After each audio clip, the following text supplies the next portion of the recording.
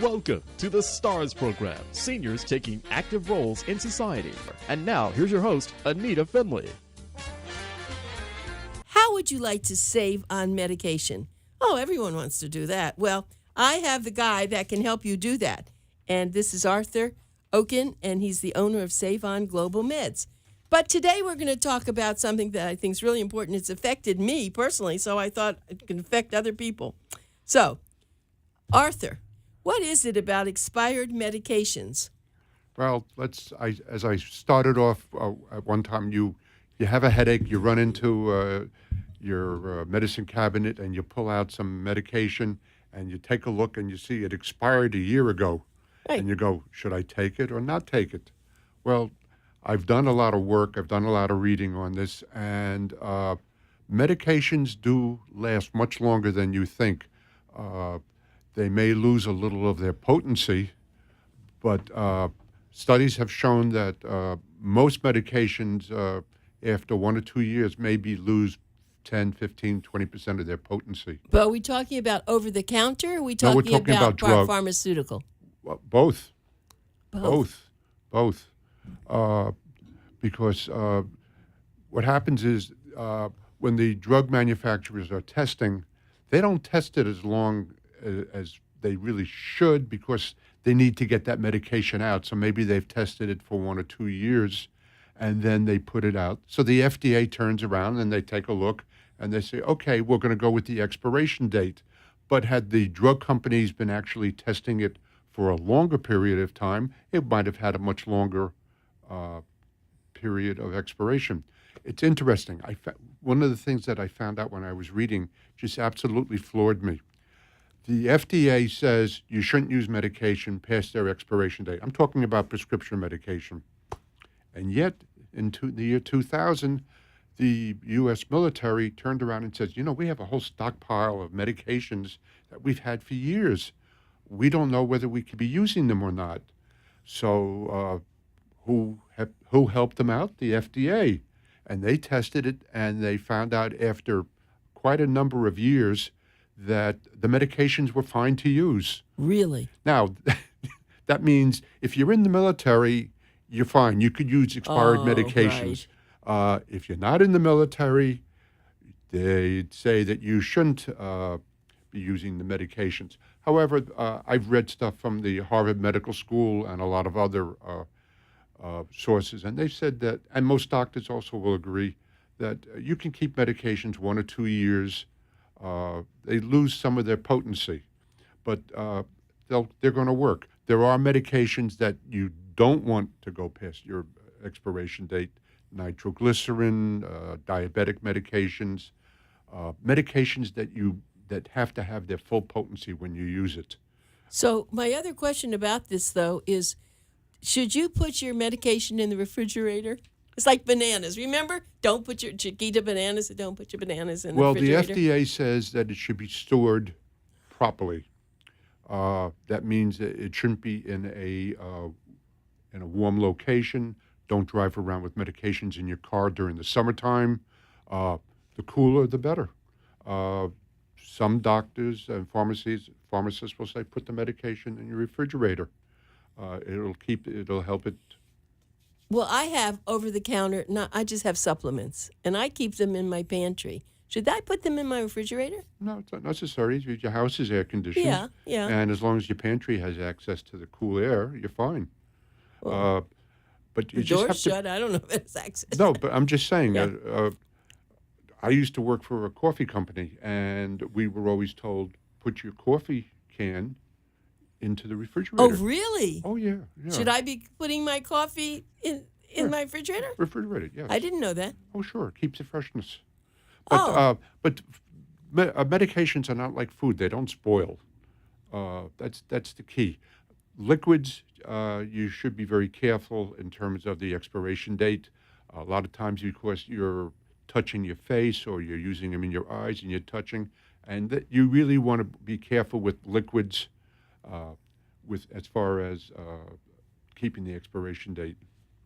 Right. Well, you talk about different kinds of things here. So how really, when you buy them, usually there are 10 tablets, and you take them. 10. Why do we have them left over? Maybe we don't take it properly? Well, no. We're talking about prescription medication. Yeah, exactly. Well, most people buy a month's supply, or they buy 3 months' supply. But they're taking it. They're supposed to take it, aren't they? Well, it's called compliance. Are the people complying with the doctor? Unfortunately, a lot of people who can't afford their medications, they may take them every other day. Oh, my. And that's a major problem because the medications will not work as they're supposed to. And so you can tell because you know when you've sent them to them and what it was, and when they want to reorder, you don't realize why they're not reordering again, right? So fast. So you know. That too. But then again, also people, they'll buy a 10 milligram and cut it in half. But they don't realize that a lot of them are coated. What does that mean? Like enteric coating. Oh, I see. You have a coat. Yeah. A lot of them are extended release, and those should never be cut in half because an extended release medication is, they could be called SRs, XLs. They have a whole bunch of names. But if you cut them in half, they no longer are XLs. They immediately give out the dosage of the medication that they're supposed to. Capsules are interesting because a lot of the times they release, the medication is set up in such a way that it releases itself over time. So that's the interesting part. But as far as expiration dates are concerned, if you've got an over-the-counter medication tablet, you got a medication that's in a tablet form capsule. You don't worry. If it's a year old, you can take it. It does lose some potency. The Harvard Medical School newsletter said that over 1 or 2 years it may lose 20% of its potency, but it's still an effective medication. That's right. But once I read your article, I went into my cabinet. Of course, I also didn't go into my pantry. That was something that was discovered. But I looked and I have the same, I don't know why, sometimes it was all got mixed up. I have aspirin. One was like 2 years and then the other was new.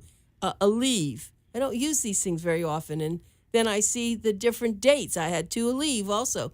So I just threw the one that was older away, even though it was full. Maybe I didn't have to do that.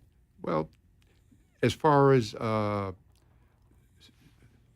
can I put it, merchandising, when you want to merchandise products, you put a short expiration date so you can get more people buying the product as they throw it away.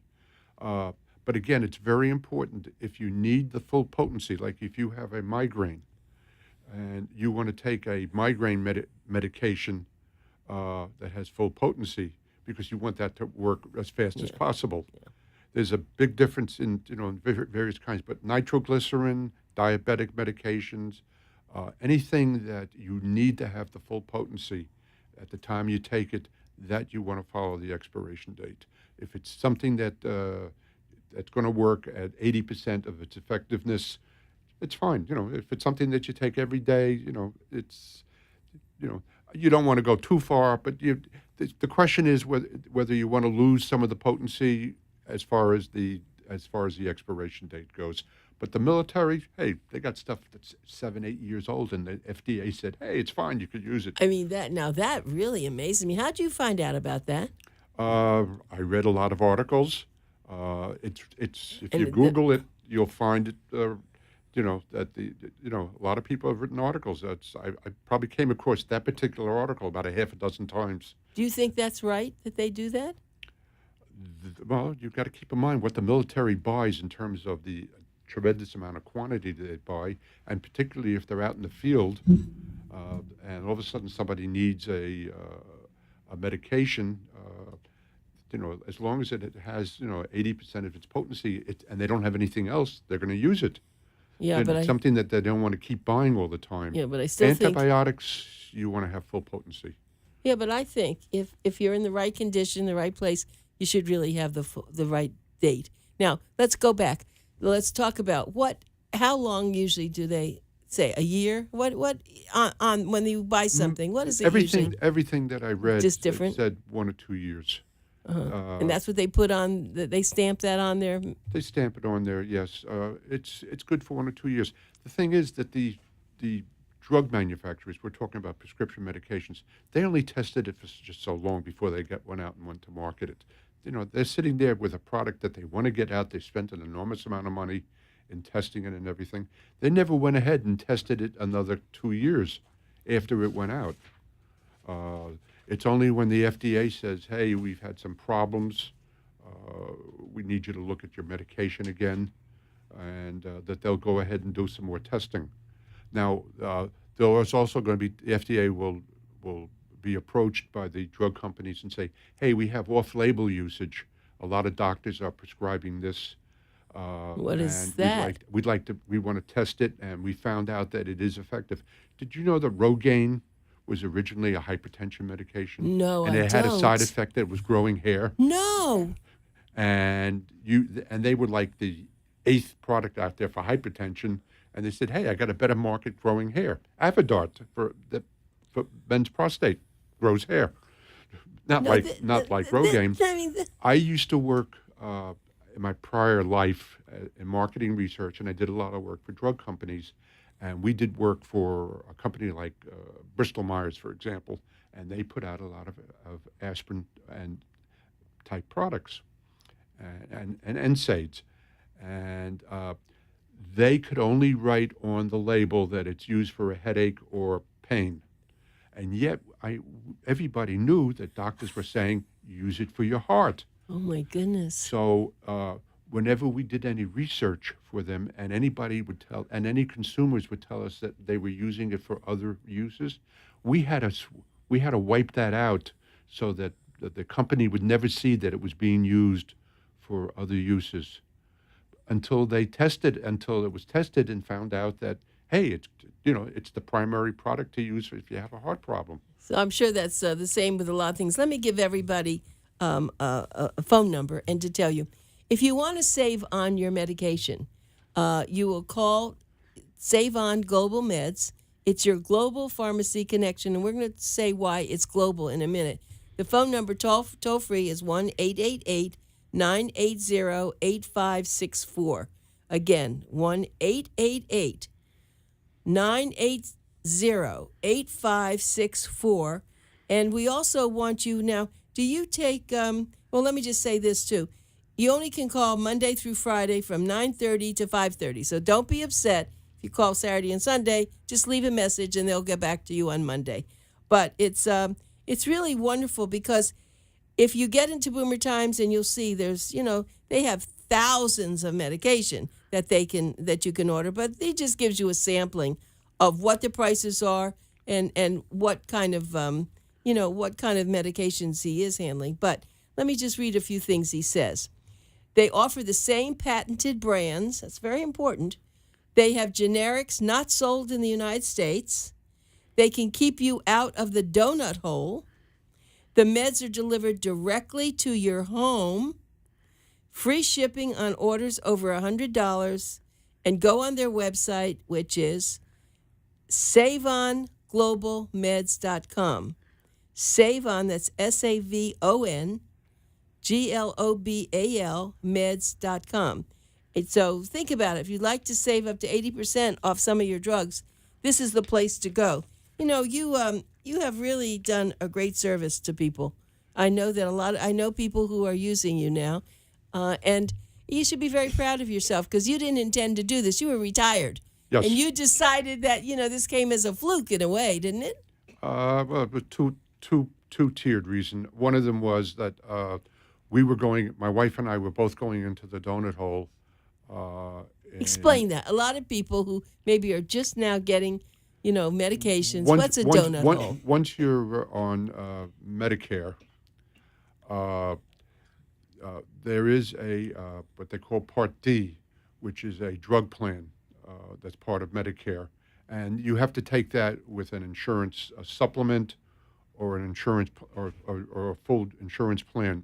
You can buy a drug plan, and you can take regular Medicare and take a drug plan, or you can buy any of the augmented insurances that are available. And they have a 4-tier program. The first one would be deductible, which an awful lot of people are faced with buying a inexpensive tier 3 or tier 4 medication. Those are the more expensive ones. And all of a sudden they have a $300 or $400 deductible and they go crazy. So they call us and say, hey, I don't want to be paying the deductible for something that should be costing me $75. And now they're charging me $375. So, that's something. So that's I'm the first not going to tier. let you get away with that. I have a question. Why is that happening? Why isn't it just always the same? Who decided on that? Every insurance company offers a different program. That's not fair. Well, that's with the insurance companies. First, you have the drug manufacturers who have absolutely no control here in the United States, unlike Europe, where every country there You have is no on. conscience, is the way I'm going to put it. Sorry, you may not say that. Well, I've written on that Yeah, a I couple know of you times. have. I And, know. when they passed the Medicare drug plan, they specifically said that Medicare could not negotiate prices. The VA does, but not Medicare. And that, to me, I'd like to go out of business and have people be able to buy their medications at a much lower price. I'm in this business to, of course, make money, but it's a very rewarding business for us because we know that we're helping people save themselves a lot of money. I just had a person call me the other day for a medication.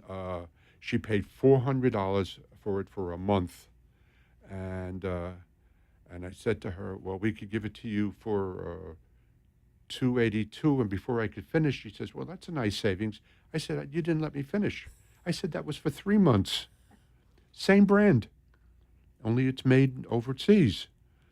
Overseas, the manufacturers have to be able to make the products less expensive, so they find places, believe it or not, in lower costing areas such as Turkey or India, not to get concerned about them. They own the plants, they manage the plants, they are very, very well run, and the same identical patented product.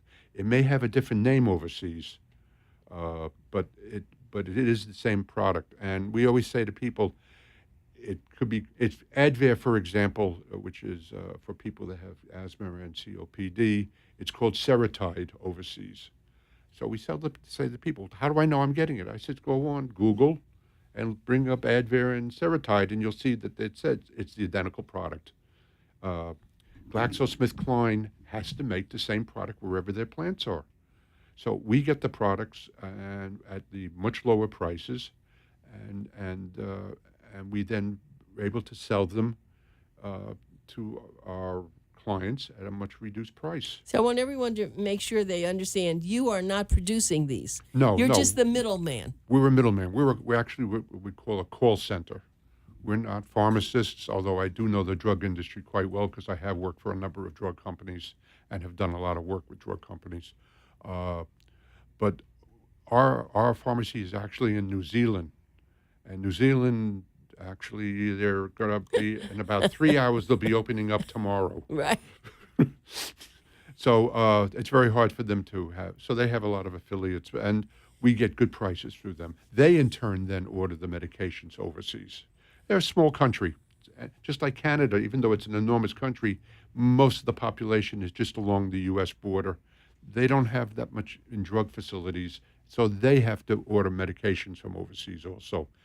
And so it's the same type of operation. And the drug companies, manufacturers are making it tough on us. It's terrible. Terrible. I got to tell you, 3-4 years ago, we were processing credit cards. All of a sudden, the credit card companies say we can no longer process medications that are sold. You're in the United States. We can't process credit cards anymore. Who made that rule? The drug lobby got to it.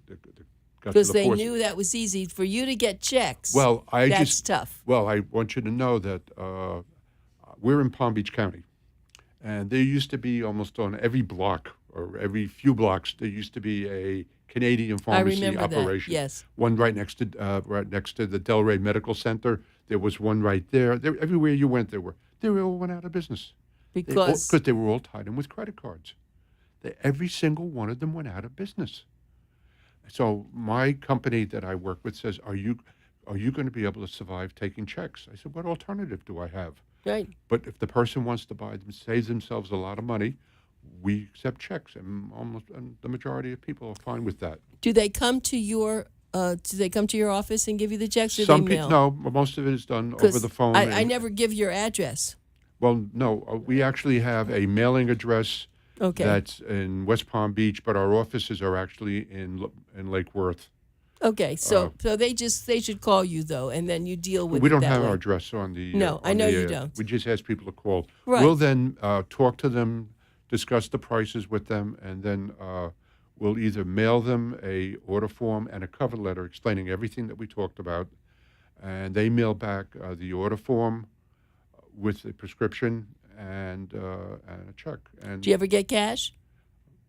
people who walk into the office give us cash. I was just going to say that. So you will take cash if you tell them, they say they don't have a checking account, they could come to your office and bring cash. There are people that don't. I know that. There are people who don't have checking accounts. I understand, and that's why I'm saying that, because I want everyone to know that. Yeah, but 99% of the business is done with Some sort of a check or a money order or something. Yes, and what we do is as soon as we get the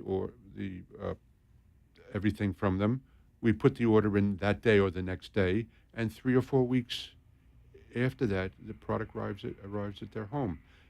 If we're ordering it through the UK, it'll take a little shorter. But sometimes the weather has a major problem. This bomb cyclone that they had up north. Yes. Almost everything comes through JFK Airport in New York, and if the planes aren't coming in, what happens is when they do reschedule them, what happens is the main post office which is in Astoria, New York, which is right near JFK, they get backed up, and they could be backed up for a week. And so it takes a little longer for the products to arrive. And that's a good point. That's why you always say, if you want to start ordering from SavOn Global Meds, make sure you have enough supply. We tell those people immediately that you 2 won't months. get the product for you tell them that you won't get the product for 3 or 4 weeks. In fact, we'll talk to the people. We try to be as helpful as we can. We'll ask them what the prescription says. Make sure that they're telling us the right amount, because a lot of times the doctor will write BID, which means take twice a day, and the person at the other end says, "Well, I take it 3 times a day," and we say to them, "No, the doctor wrote twice a day. We can't fill it. Our pharmacy will only fill what the doctor writes." A lot of times, and I can't believe it, the doctor doesn't write the strength. He'll write Advair discus. It comes in 3 different strengths. We have to call up the doctor and have the doctor, give us back a new prescription. Wow. So it's Yeah. If someone actually calls us and gives us a medication that we know is a tier 1 or tier 2, which is very inexpensive, we'll tell them that they're better off going to their own pharmacy. We just can't match the price, and they're better off that way. You're so thorough. But you're so good. People they know Yeah. that we're there to help them. Yes, I know, and I love that. That's why I love working with you. You're very special. So I'm going to give a phone number again. I know everyone says, you don't give the phone number enough. Okay, we're going to do it again. It's a toll-free number. Get your pencils out. This is Pencil Talk Radio. It's 888-980-8564. 888-980-8564. And you can also go on the web if you want to see who they are. You get a lot of information on the web. And that's SavOn, that's SavON, GLOBAL Meds, SavOnGlobalMeds.com. So I wanted to just tackle something with you. There are people who pass away, and they have medication they haven't taken. We're not allowed. We're the same as any other pharmacy. I understand that. But just a practical side. So let's say they have things that are well known. Now, is that allowed for them to give that medication to someone else who's taking it? Technically, no. Technically, no. Technically, no. Okay, but I'm doing this, and you don't have to get yourself in trouble. So let's say there's something, though. If it's the same medication and someone passes away, they should be able to give it to somebody else. That's what I'm saying. So, you can call. Who should you call? Your doctor to find out if it's okay?